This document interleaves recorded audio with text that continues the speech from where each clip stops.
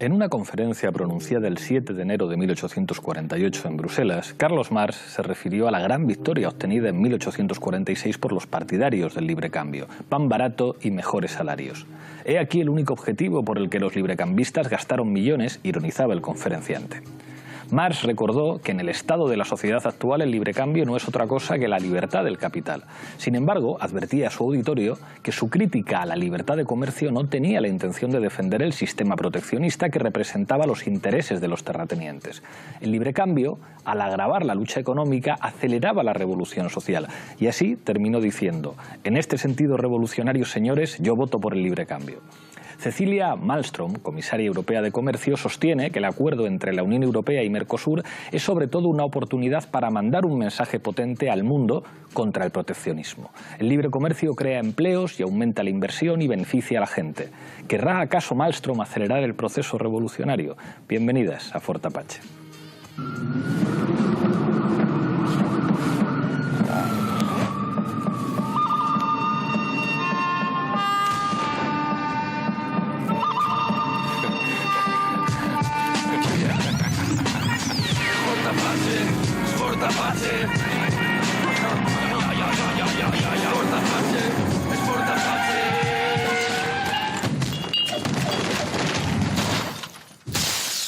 Esta noche en Fort Apache hablamos del acuerdo de libre comercio entre la Unión Europea y Mercosur. Para ello contamos con 6 invitados. A mi izquierda, Chema Guijarro. Muchas gracias por estar aquí. Un placer. José Manuel Martín Meden. Gracias por la invitación. Beto Vázquez, bienvenido. Un placer. Ruth Ferrero nos acompaña también. Hola. Eduardo Saldaña. Hola, buenas. Y cierra la mesa Tom Cuchart. Hola. Enseguida empezamos el debate, pero antes, como siempre, en el punto de mira. El pasado 28 de junio, después de 20 años de negociaciones intermitentes, la Unión Europea y Mercosur cerraron un acuerdo de libre comercio. El retorno de la derecha a los gobiernos de Argentina y Brasil, así como la expulsión ilegal de Venezuela del bloque, han permitido acelerar el proceso negociador con Bruselas. El acuerdo comercial está recibiendo muchas críticas por blanquear a la ultraderecha brasileña y por las consecuencias devastadoras para el empleo y el medio ambiente. Esta noche en Fort Apache debatiremos sobre el acuerdo comercial entre los países de Mercosur.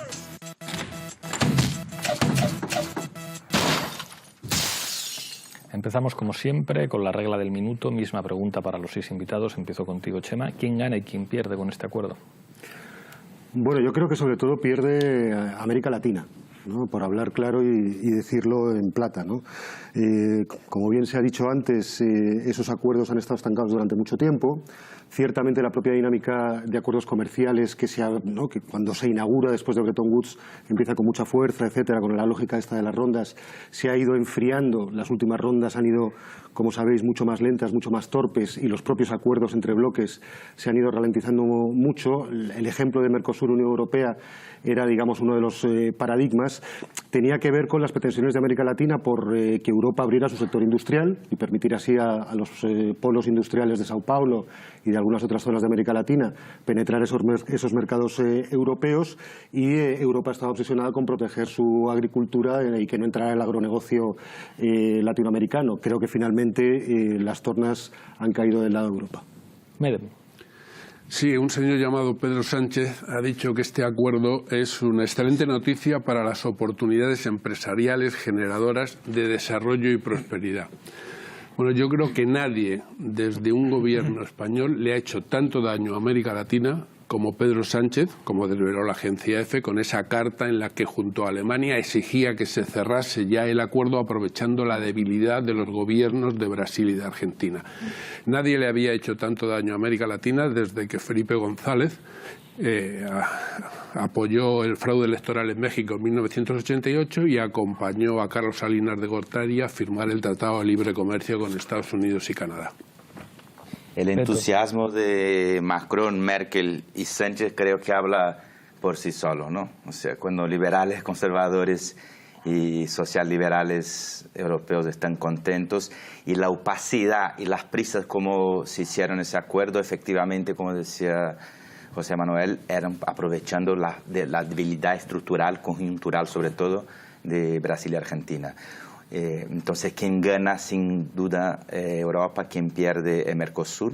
Era un acuerdo que ya llevaba 20 años, empezó, la verdad, en el 94, las primeras conversaciones, decía Celso Amorín, el ex canciller de Lula recién, pero oficialmente empiezan en el 99, pero tardan 20 años y no se cerraban porque efectivamente habían escollos importantes, habían dificultades de lograr compatibilizar. El acuerdo se hace a prisa porque la verdad, ven que hay una situación de debilidad y aprovechan, y quien gana del punto de vista latinoamericano de forma torticera es Macri, que con eso gana un respiro para sus elecciones del 20 de octubre, y Bolsonaro, que gana una capa de barniz. Ruth.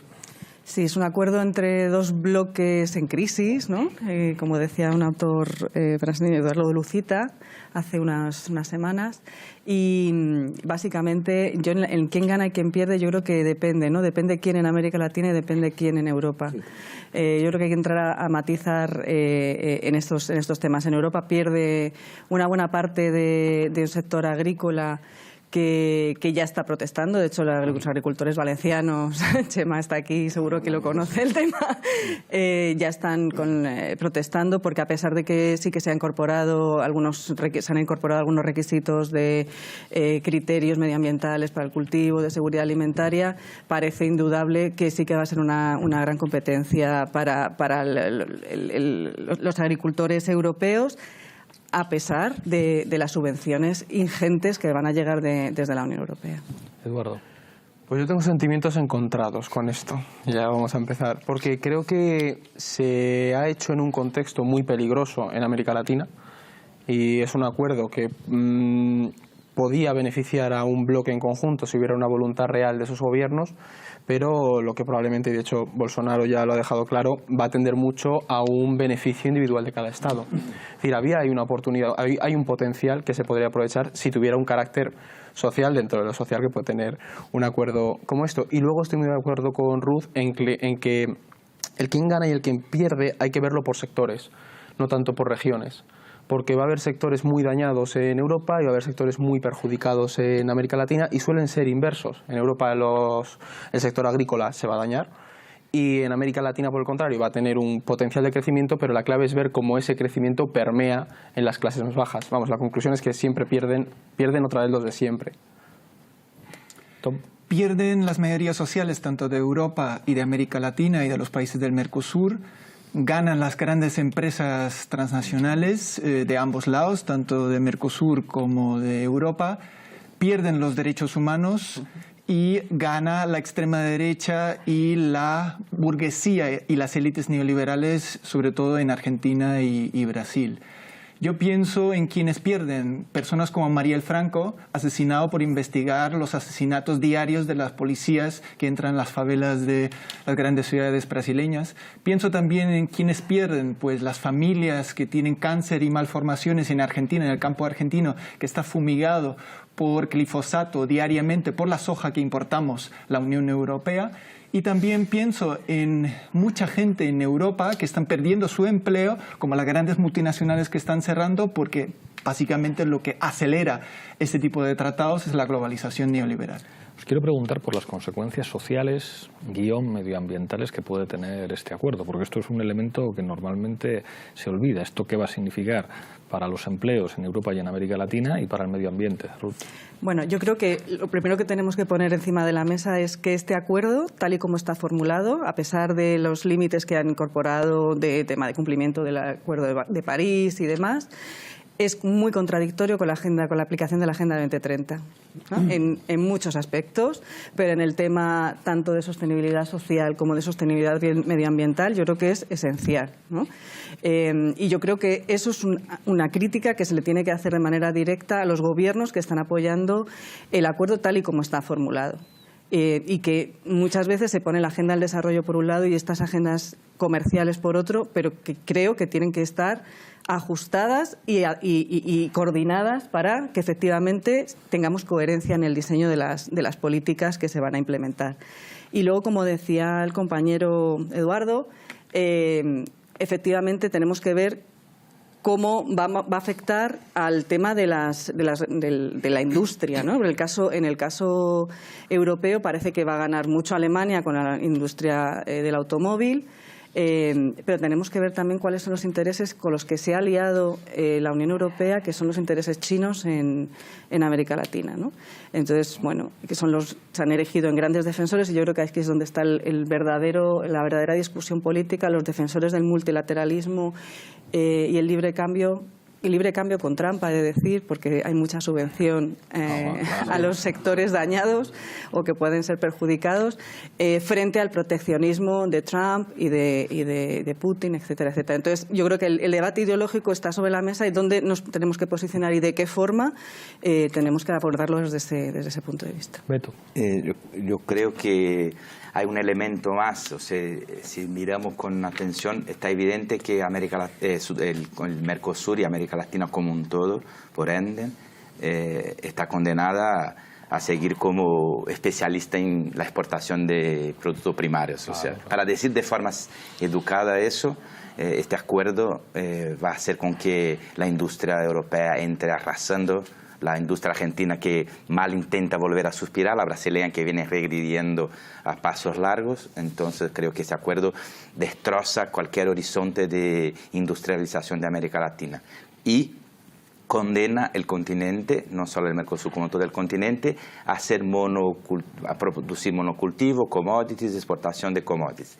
Eso, y ahí que yo creo que entra la gran hipocresía de este acuerdo, ¿no? Que hemos visto Macron en escena diciendo no me reúno con Bolsonaro porque si no firman que están de acuerdo con el acuerdo de París no hay pacto, ¿no? Entonces Bolsonaro tiene que recular y dice que vale que entre en el acuerdo de París. O sea, como decía el propio Celso Amorín, estamos también en los acuerdos de la OIT y basta ver los grados de esclavitud en el campo en Brasil. Entonces no es por firmar un papel que Brasil va a respetar el acuerdo de París, Bolsonaro mucho menos. Pero lo que sí impacta en el medio ambiente es que si hacemos de América Latina un granero simplemente exportador de monocultivo, eso es llevar la soja para dentro de la Amazonía, claro. Eso es seguir explotando la naturaleza de una forma bestial a partir del monocultivo. Entonces, desde el punto de vista ambiental, ese acuerdo es un tremendo desastre. Chema. Y desde el punto de vista también del empleo, ¿no? De los trabajos. O sea, eso es un poco claro, está ahí, esa es la gran tragedia, ¿no?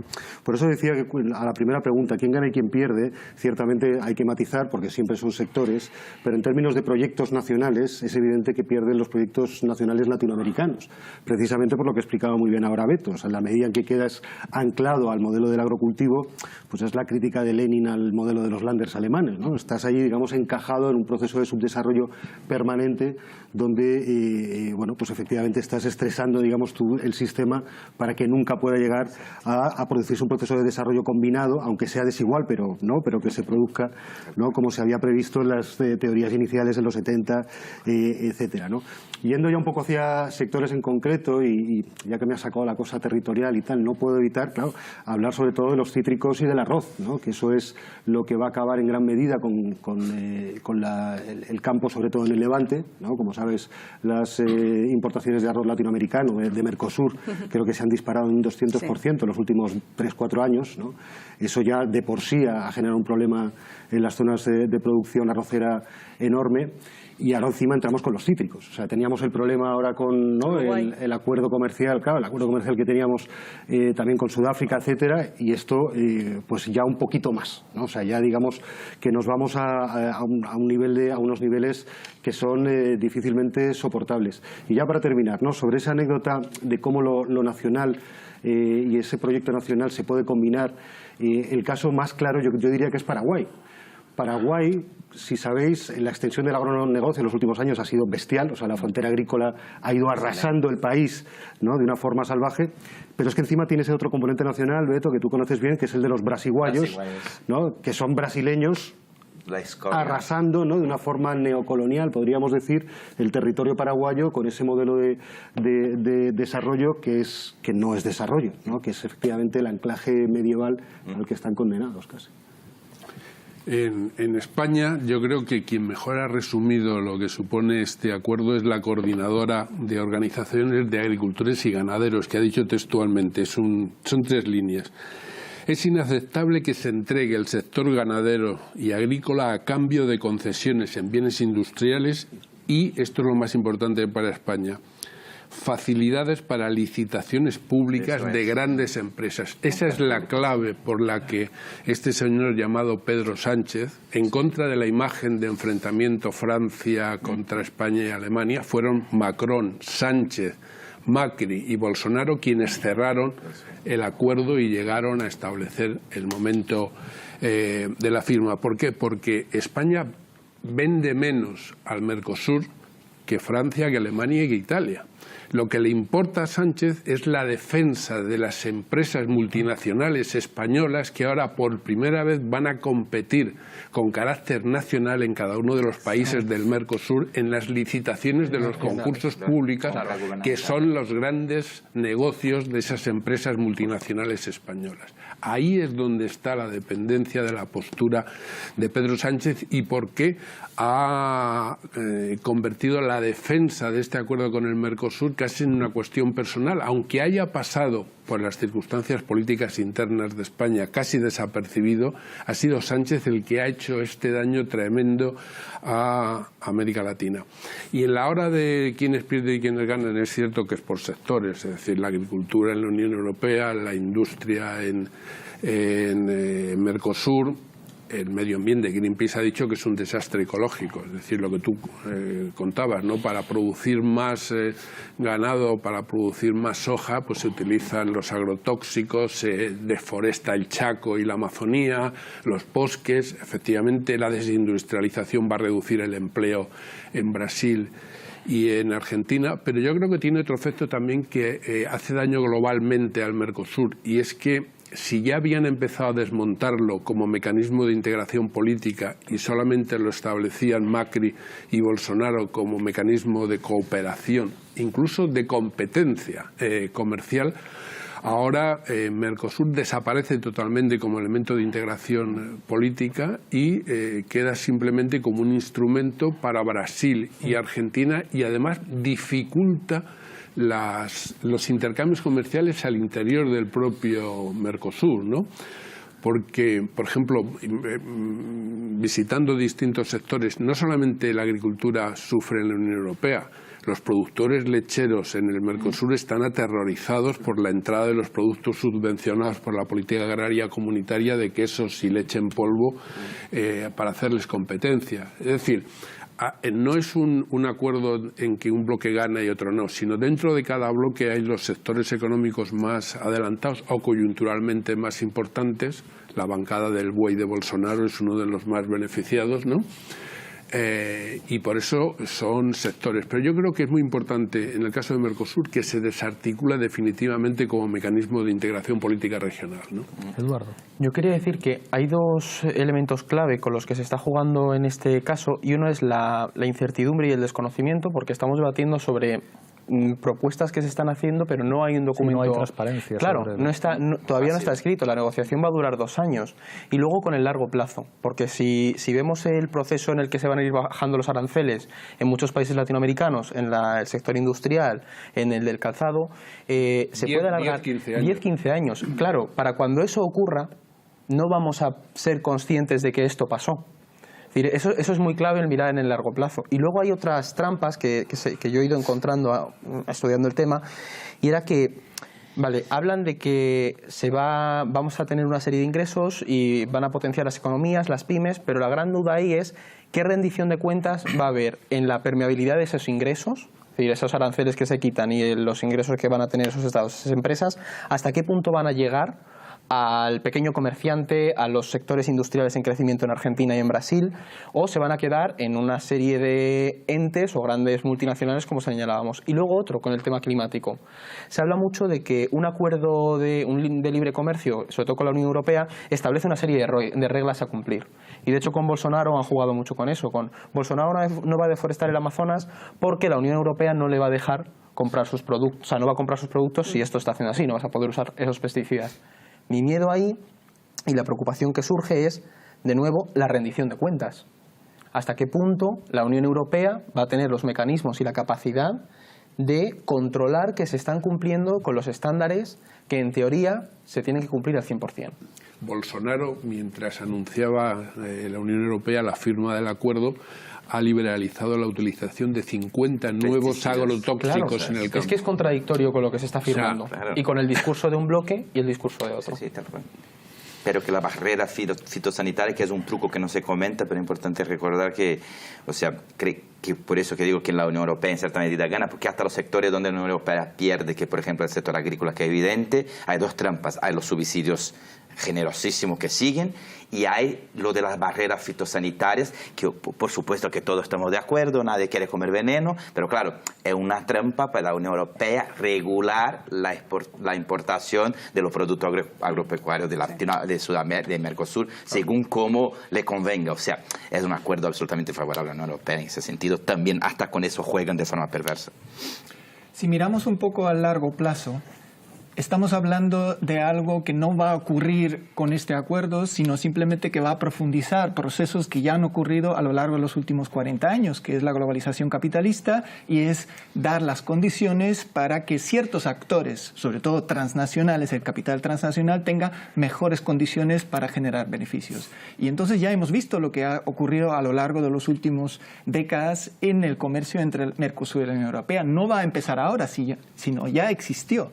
Entonces se ha exportado a Mercosur, sobre todo vehículos, equipos de transporte y maquinaria, y se ha importado básicamente materias primas. Y eso ya han generado enormes cantidades de violaciones a los derechos humanos y destrucción ambiental. Por lo tanto, la Unión Europea nunca se ha importado por los crímenes que se están cometiendo en los países del Mercosur, ni las élites del Mercosur se les ha importado mucho de lo que ocurría en el sector agrícola, porque ahí lo que han favorecido básicamente eran los grandes agronegocios que han deforestado, que han desplazado comunidades indígenas y campesinas, que han efectivamente utilizado cientos de agrotóxicos muy perjudiciales para la salud y el medio ambiente, pero ni les ha importado a las élites en Mercosur ni a las élites en la Unión Europea. Y es la profundización de este mismo modelo.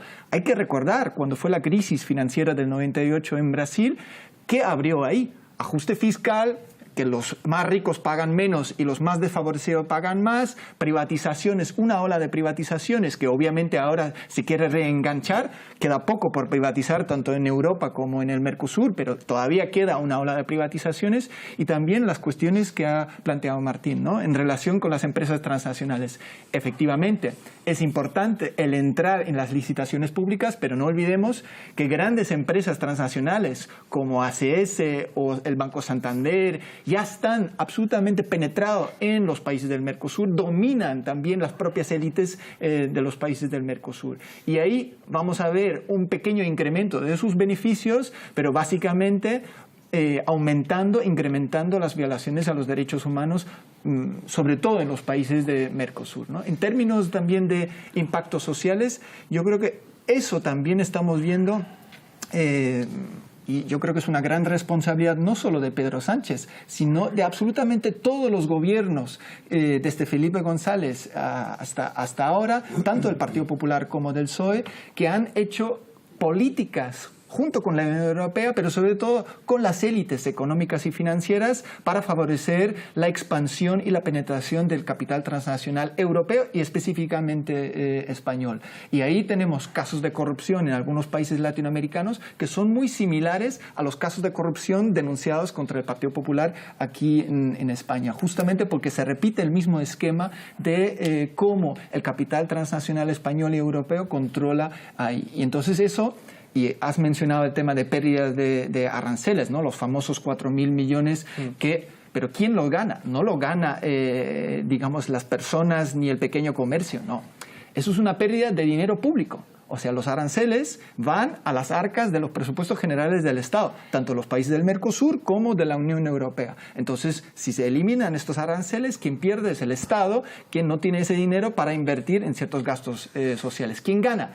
básicamente los que ya controlan el comercio internacional. No va a haber una de repente entrada de pequeñas y medianas empresas en el negocio con los países del Mercosur. Algunos pocos sí, pero básicamente quienes ganan son quienes ya están metidos en este comercio transnacional entre los países del Mercosur. Y son las mismas empresas transnacionales que actúan en Europa y que actúan en Brasil. Volkswagen, Mercedes-Benz, BMW y los grandes sectores químicos, Bayer, BASF, y además con la compra de Bayer de Monsanto tienes esa integración del agronegocio en el mundo, y entonces cuando abres mercados en Europa y en los países del Mercosur son las grandes empresas transnacionales que ganan de un lado y del otro. Encima al sector automovilístico, que fue el gran interés de Alemania para firmar este acuerdo, bueno, todavía no está firmado, están todavía negociando, que por cierto los textos ya están colgados parcialmente en la página web de la Comisión Europea y también de los países de Mercosur. Y ahí vemos que al sector automovilístico lo que va a interesar es llevar partes de automóviles a Mercosur, ensamblarlo ahí porque pagan menos salarios y volver a traerlos a Japón, a China, a Estados Unidos o de vuelta a Europa. Por lo tanto, este comercio internacional ya está generando una destrucción ambiental porque cada vez que utilizas más transporte a nivel internacional de mover los bienes de consumo, generas más gases de efecto invernadero y generas más cambio climático. Nos vamos a zapping y volvemos y plantaré una cuestión. Adelante, vídeo. El acuerdo creará una zona de libre comercio que abarcará a 760 millones de personas, acercando a dos continentes unidos en un espíritu de apertura y cooperación como amigos y aliados con los que tenemos largos lazos históricos y con los que trabajamos muy bien en otros muchos ámbitos. Este acuerdo nos va a permitir potenciar el comercio y las inversiones con el bloque económico más importante del mundo. Y es el mayor tratado comercial alcanzado jamás por los 28. El papel de España ha sido fundamental para contrarrestar las cortapisas de países como Francia o Bélgica, que advertían de los riesgos que el pacto entrañaba para los sectores agrario y ganadero europeos. Yo creo que ya va siendo hora de que demos un impulso a ese tratado. Y en fin, para España es una cuestión más allá, lógicamente, de las implicaciones comerciales y económicas que tiene, pues también de un interés geopolítico evidente, ¿no? La agricultura fue siempre el gran escollo durante las negociaciones entre la Unión Europea y el Mercosur, y muy probablemente va a seguir creando problemas durante el proceso de ratificación del acuerdo que se acaba de cerrar. Para Brasil, la novena economía del mundo, este pacto es también importante porque permitirá combatir el proteccionismo. Era el momento adecuado para que la Unión Europea reafirmara ante el mundo su compromiso con la apertura comercial, y también para el Mercosur, porque se estaba retrocediendo. No puedo imaginar cómo mi partido, el de los Verdes, podría ratificar un acuerdo que no toma las debidas diligencias en términos de cambio climático. Incluso el Acuerdo de París está siendo cuestionado en Brasil. El modelo de producción brasileño permite una serie de ingredientes en la alimentación y unos estándares de bienestar animal que son diferentes a los europeos. Es una cuestión que afecta a la competitividad de nuestros agricultores. Eso es el mercado, amigo.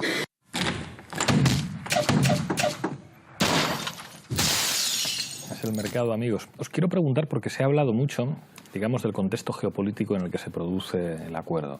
Un contexto determinado por la agresividad de Donald Trump en su guerra comercial con China, y precisamente en ese contexto, pocas horas antes de que comenzara el G20, se firma este acuerdo. Os quería preguntar por el significado geopolítico de un acuerdo de estas características. Bueno, lo primero que hizo el presidente de Brasil cuando se anunció que se iba a firmar esto fue decir rápidamente que queremos uno igual con Estados Unidos.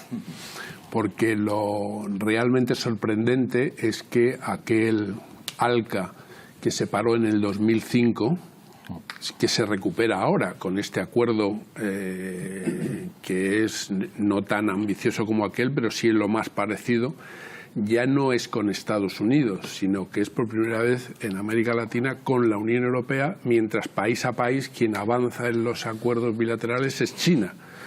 Es decir, que la retórica de los gobiernos de Argentina y de Brasil es de acuerdos políticos con Estados Unidos, pero económicos y comerciales con China y con la Unión Europea. Y el discurso de la Unión Europea de que esto manda un mensaje de rechazo del proteccionismo y de ventajas del libre comercio, hombre, que lo diga la Unión Europea, que con la política agraria comunitaria tiene el instrumento proteccionista mayor del universo, es realmente ridículo. Por eso las cosas que se dicen tienen un poco que ver con lo que en la realidad se produce. China ha sugerido en varias ocasiones la posibilidad de un acuerdo de este tipo que podía haberse desarrollado antes que el que se ha producido con la Unión Europea, salvo por el inconveniente de que Paraguay no tiene relaciones diplomáticas con China porque reconoce a Taiwán. Si no, probablemente el acuerdo no hubiera sido con la Unión Europea, sino con China. Es decir, por lo tanto, estamos en un escenario geopolítico muy complicado en el que aparentemente la Unión Europea se impone, pero donde Estados Unidos no alcanza sus objetivos y China está sobrevolando, ¿no? Yo creo que el principal punto ahí fue, o sea, para bien de la verdad, o sea, las prisas que puso la Unión Europea evidentemente era aprovechar que Mercosur estaba frágil con Bolsonaro y con Macri, pero también fue una forma de hacer una jugada cuando ven esa escalada entre China y Estados Unidos y esa dinámica proteccionista, han dicho vamos a dar un golpe de efecto hacia al libre mercado. Entonces ahí creo que el gran efecto. Bueno, dale. No, iba a decir que además del contexto de guerra, ¿no?, comercial, que por supuesto está influyendo, yo también hablaría de esos últimos años donde parece que Estados Unidos ha abandonado ese interés estratégico, ¿no?, que ha tenido tradicionalmente en América Latina, ¿no?, con una serie de presidentes, bueno, que no han atendido la región, digamos, como se había atendido en otras ocasiones, y desde luego ya llegando a la traca final con un señor como Trump, donde yo creo que no sabría situarlo ni siquiera en el mapa, ¿no? Con lo cual esto también abre la posibilidad al resto de bloques, ¿no?, en esa reconfiguración donde Estados Unidos se retira para ganar espacios, ¿no?, en el ajedrez que se está montando.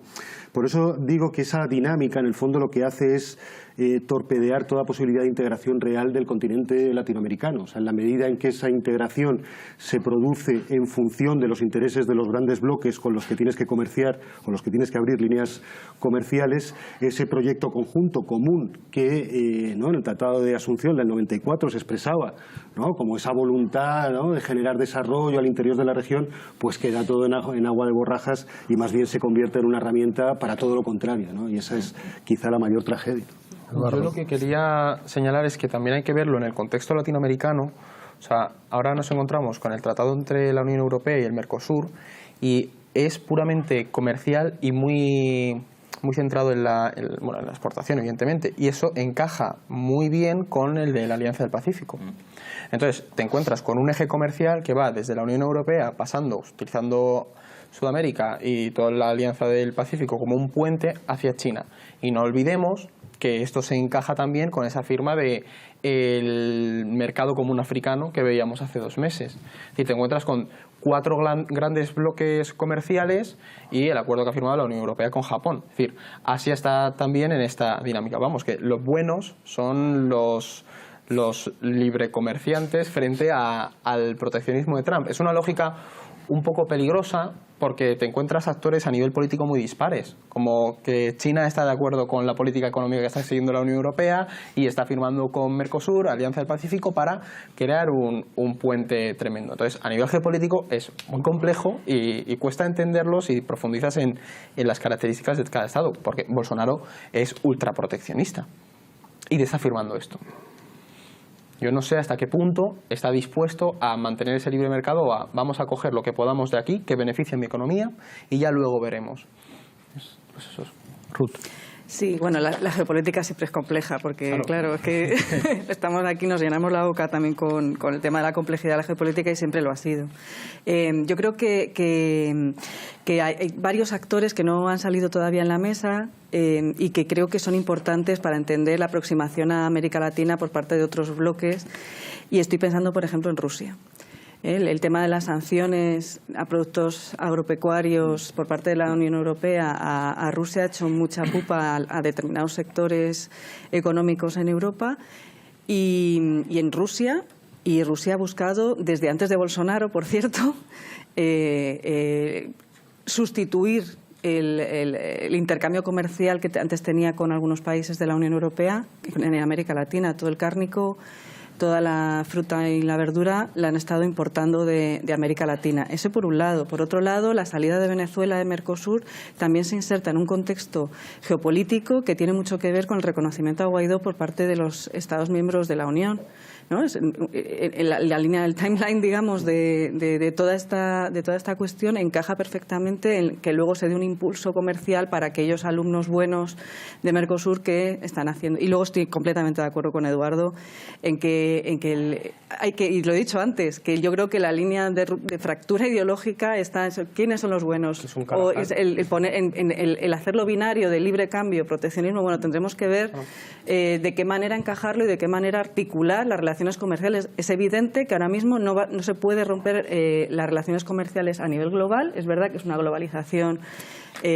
capitalista, etcétera, etcétera, pero no hay una correlación de fuerzas ahora mismo que te permita romper con esas interconexiones y que además están favoreciendo efectivamente esas alianzas, esas geometrías variables entre bloques que, por ejemplo, estamos viendo en el caso de China y Rusia, con alianzas de conveniencia, por decirlo de alguna manera, porque no son realmente aliados, porque compiten también por un espacio geopolítico similar.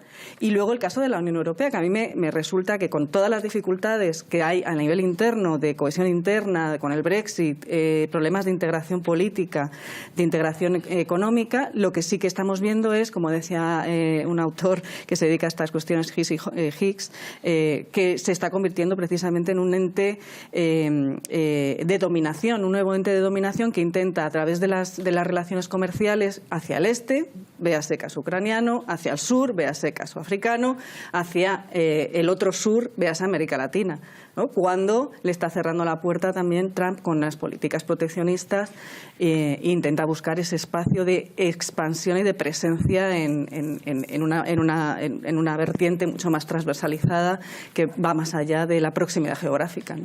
Manuel. No, estaba pensando que se puede hablar de espacios tan complejos y contradictorios como, por ejemplo, el de Argentina, ¿no? Macri al mismo tiempo necesita a Estados Unidos y al Fondo Monetario Internacional para salir de la tremenda crisis económica que ha provocado, firma el acuerdo, entre comillas, de libre comercio con la Unión Europea e instala la base militar de seguimiento espacial china en la Patagonia. Bueno, ingredientes tan contradictorios se están produciendo al mismo tiempo con la presencia de la Unión Europea, Estados Unidos y China en Argentina, sumida en una tremenda crisis económica y con un escenario complicado de elecciones. Elecciones donde, por cierto, el 27 de octubre hay elecciones en Uruguay. Argentina, Uruguay, Bolivia, el 20 de octubre. El 20 de octubre hay elecciones y en Uruguay y en Argentina el Tratado de Libre Comercio con el Mercosur va a ser un elemento de la campaña. Y en Uruguay tiene connotaciones especiales porque la izquierda está teniendo que hacer auténticos equilibrios para salir de su crisis electoral y defender el acuerdo con la Unión Europea, ¿no? Al mismo tiempo que además les ha caído una nueva papelera para contaminar más el paisito, ¿no? Hacerlo en la cumbre del G20, este anuncio, aunque todavía ni siquiera habían terminado las negociaciones, porque esto todavía puede durar varios meses más, era obviamente un símbolo geopolítico, un regalo a las élites de Argentina y Brasil, porque Brasil, pues en la misma semana, ¿no? Un militar de la delegación oficial le pillaron con cocaína en el avión, ¿no? Oficial.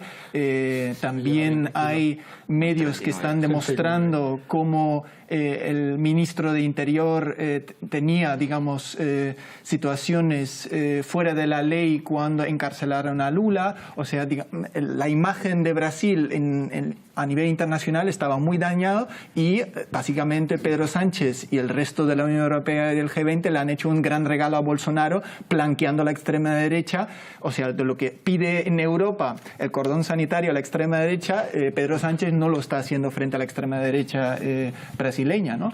Pero también, si miramos un poco atrás, cuando se fraguó estas negociaciones en los años 90, había más países de la Unión Europea gobernados por la socialdemocracia Y eso demuestra cómo hay una, digamos, igualdad en las posiciones cuando la Unión Europea se convierte en colonizador, porque básicamente esa situación de hacer neocolonialismo para sus empresas transnacionales vía acuerdos comerciales es una continuidad desde los acuerdos de la Organización Mundial de Comercio en los años 90. Entonces, en este caso, fueron, digamos, los gobiernos de la Unión Europea que dieron ese mandato en 1999 a la Comisión para negociar con los países de Mercosur, básicamente con intereses muy colonialistas y neocolonialistas, y eso no ha cambiado en estos 20 años. Cambiaron cosas políticamente en los países del Mercosur, pero la Unión Europea seguía las mismas recetas, y básicamente cuando fracasó el ALCA, que fue una imposición, una subordinación a Estados Unidos, justamente por los cambios políticos en los gobiernos antineoliberales en América Latina y concretamente en los países del Mercosur,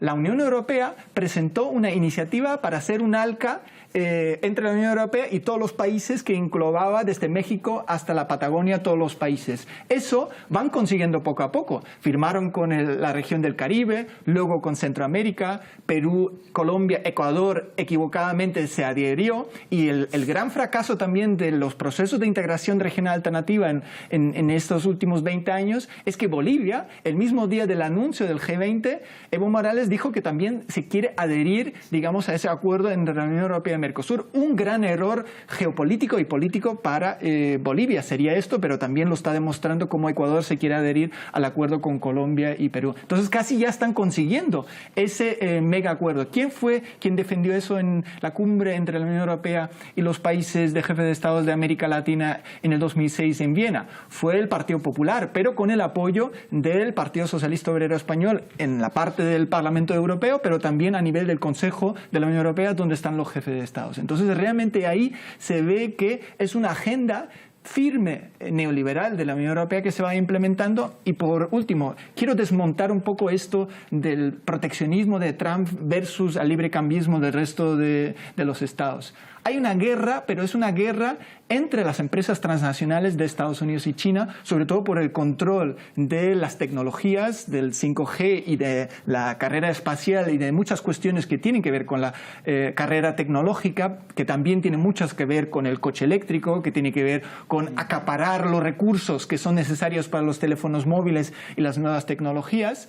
Y ahí la Unión Europea quiere meter el pie, pero ni siquiera puede meterse porque está muy lejos de la inversión china, por ejemplo, en las nuevas tecnologías, en investigación y desarrollo, y por lo tanto está fuera de esa guerra comercial, pero del capital transnacional chino frente al capital transnacional y los fondos de inversión de Estados Unidos. Y lo que hace Trump es básicamente una política favoreciendo a los sectores adinerados más cercanos a su corriente política, protegiendo a los intereses del capital transnacional de Estados Unidos, y en una ofensiva muy clara, sea con China, sea con Europa, sea con África o América Latina. Y ahí actúan claramente los mismos intereses poderosos económicos y financieros como en muchos otros de los lados, sea de Rusia, sea la India o sea en China. Entonces quiero desmontar un poco esa confrontación, que sirve muy bien a la Unión Europea porque se quedan digamos, de buenorros, cuando en realidad están implementando una agenda muy peligrosa y que está generando crímenes de lesa humanidad muy graves a lo largo y ancho del globo, justamente implementando esa política comercial. Eduardo. Yo te voy a llevar la contraria, Tom, porque creo que es un error separar las empresas multinacionales del gobierno chino. Creo que no podemos entender eso, y que uno de los problemas con los que se está encontrando la administración estadounidense es que tiene que velar mucho más por la protección de sus empresas de lo que ha estado haciéndolo tradicionalmente, porque el respaldo de las multinacionales chinas viene directamente del gobierno. O sea, no tienes la situación de libertad que tienen las empresas en Estados Unidos. Y eso a nivel multinacional. El gran conflicto con el 5G o Huawei viene por el poder que tiene el gobierno dentro de las empresas. Y el apoyo público de Estados Unidos al sector bancario con los rescates financieros en los 80, en los 90 y 2 veces en los últimos 20 años. Lo que viene a ser las multinacionales, la libertad que tenían dentro de Estados Unidos, se ha encontrado Donald Trump con que tengo que meter mano y empezar a protegerlas, como a lo mejor antes no lo hacía y no me apetecía salir públicamente, porque los chinos tienen el respaldo de todo el Partido Comunista detrás. O sea, creo que eso es por una puntualización. Sí, el Partido Comunista Chino apoya a estas empresas transnacionales o directamente han creado una gran corrupción corporativa entre Estado y las empresas, pero lo mismo pasa en la Unión Europea, lo mismo pasa en Estados Unidos, lo mismo pasa en Brasil, porque una de las grandes equivocaciones que tenemos hoy en día en el debate público sobre el proteccionismo, entre comillas, es que Trump ha dicho Estados Unidos primero y volvemos a la gran Estados Unidos, pero lo han hecho a lo largo y ancho de los últimos 100 años y en Europa también lo han hecho. Europa primero, la Unión Europea primero. Las políticas comerciales que ha impulsado la Unión Europea a lo largo de las últimas décadas era para poner primero los intereses del capital transnacional europeo. Me dicen de realización que estamos llegando al final. Volvemos a la regla del minuto. Un minuto de conclusiones para cada uno. Empiezo contigo, Chema. Sí, bueno, lo primero decir que se ha demostrado que Mercosur nunca será un instrumento de integración latinoamericana, más bien de desintegración, ¿no? Por varios factores. En primer lugar, por una simetría de partida, ¿no? Ya el propio nacimiento de una organización donde tienes a dos gigantes como Argentina y como Brasil versus otros dos países ¿no? ostensiblemente más pequeños como Uruguay y Paraguay, bueno, ya digamos que algo empezó mal en esas primeras negociaciones. Segundo, porque obedece a la lógica de cuartear los procesos de integración en América Latina y en ese sentido, como decía antes, proyectarlos siempre a los intereses de fuera, ¿no? Jamás se hace un intento honesto por plantear un proyecto de desarrollo integral latinoamericano y francamente, ¿no? Pues con la muerte del comandante Chávez y digamos el enfriamiento del proyecto de la CELAC, que yo en su momento sí que aposté o tenía la esperanza de que pudiera servir para este objetivo, bueno, pues digamos que la situación ha vuelto a una situación de invierno geopolítico. Sí, hay todavía contenidos del acuerdo entre Mercosur y la Unión Europea que permanecen en secreto. Y se supone que tendría que haber un periodo de unos 5 años para el debate en los parlamentos y la aprobación definitiva para la entrada en vigor aproximadamente en el 2025. Pero hay una cláusula que permite la aplicación provisional del acuerdo, con lo cual nos podemos encontrar con que todo esto que hemos estado comentando podría estar al borde de aplicarse a partir de un plazo no superior a 2 años. Y será muy interesante ver un debate en el Parlamento en España sobre este acuerdo. Beto. Bueno, tenía razón José Manuel, el 27 de octubre, Argentina y Uruguay. Bolivia el 20. ¿Cómo sois los periodistas? Sí, no, hay que...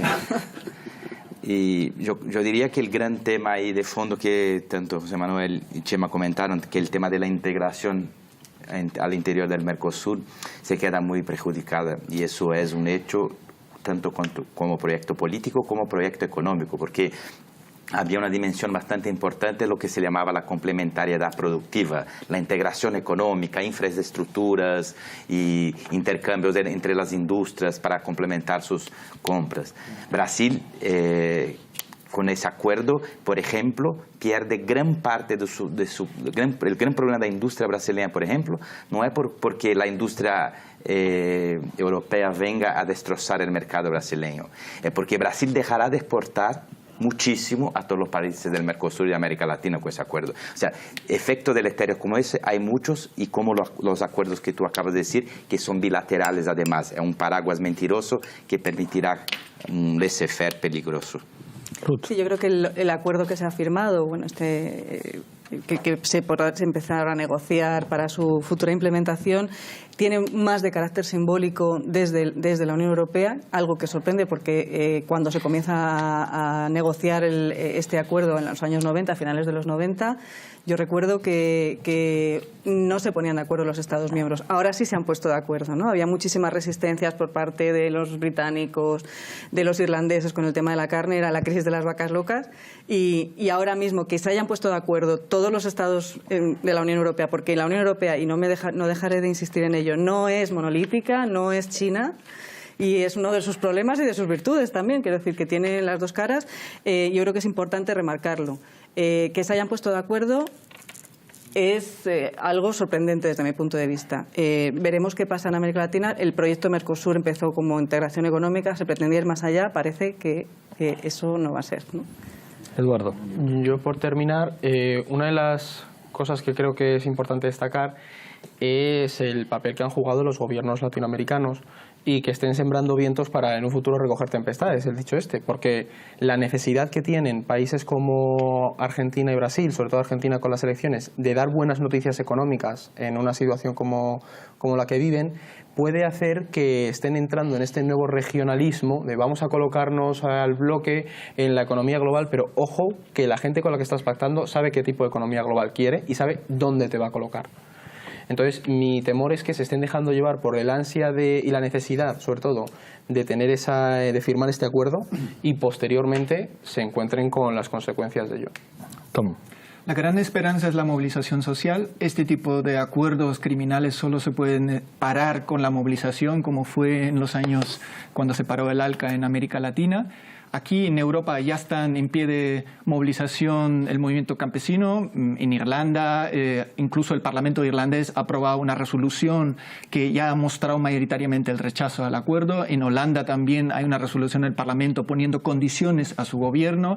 Hay movilizaciones en Francia. Este conflicto sobre Mercosur también ha condicionado que el partido de Macron está dividido en dos, por ejemplo, en la votación la semana pasada sobre el acuerdo con Canadá. Eso promete, digamos, movilizaciones importantes en Europa. Ojalá que también la izquierda del gobierno en Uruguay rechace la ratificación de este acuerdo. Ojalá que cambie el gobierno en Argentina para que también Argentina lo rechace en Mercosur. Por lo tanto, no está dicha la última palabra y las movilizaciones sociales que han podido parar el TTIP con Estados Unidos también podrían parar este acuerdo con Mercosur. Muchísimas gracias, Tom. Muchísimas gracias a los 6. Nos despedimos por una temporada. Esperamos que sea breve en Foro Apache. Ojalá no tarde mucho que volvamos a vernos aquí. Hasta pronto.